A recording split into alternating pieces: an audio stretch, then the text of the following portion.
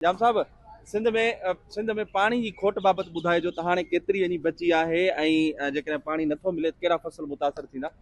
हा ॾिसो, जेका कलोकी हुई डिटेल्स 30% खोट हुई असां वटि पाणी जी, ऐं वॾे में वॾो राइस मुतासिर थियो आहे, काटन मुतासिर थी चुको आहे, इहो नुक़सानु थिए पियो। इर्सा सां ॻाल्हायो आहे, CM साहिबु ख़त बि लिखियो आहे। उन खां अलावा क़ौमी असेंबली में बि असांजे पाकिस्तान पीपल्स पार्टी जे मेंबरनि एहतजाज कयो आहे। उन नतीजे में इर्सा सां हिकिड़ी मीटिंग थी हुई। सही चेयरमैन इर्सा हो, फेडरल मिनिस्टर वाटर हो। सही, इर्सा चए पई त असां पूरो पाणी पिया ॾियूं, उते छा मौक़िफ़ रखियो तव्हां?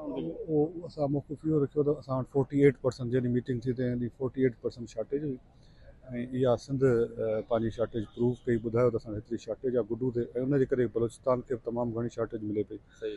सो हाणे उहा 30% ते पुॼी आहे। कोशिशि इहा ई आहे, जेको नुक़सानु थियणो आहे सिंध खे थी वियो आहे। कोशिशि इहा आहे त जेतिरो पाणी बहितर करे सघूं था कयूं। सखर बैराज जा 44 जेके गेट तव्हां चेंज कया आहिनि, उन सां सखर बैराज जी हयाती केतिरी वधी वई आहे?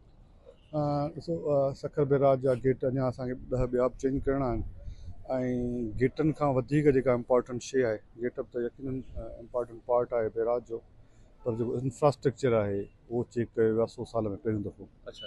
पहिरियों दफ़ो उन जूं दीवारूं, उनजो फर्श, उनजी जेका स्टेबिलिटी आहे, उहा स्ट्रेंथ उहा इंटरनेशनल कंसल्टेंट चेक कई, ऐं अलाह जे करम सां जेके बि असां गेट चेंज कया आहिनि, जेको बि इंफ्रास्ट्रक्चर उनजो एक्सपोज़ कयो अथऊं, उन में उन्हनि चयो आहे त हिन जी लाइफ 30 साल वधी वेंदी, ऐं इंशाल्लाह उहो प्रोजेक्ट तक़रीबन कंप्लीट थी वियो आहे। CM साहिबु उनजो इफ़्तिताह करे पियो आहे। Thank U sir, thank U.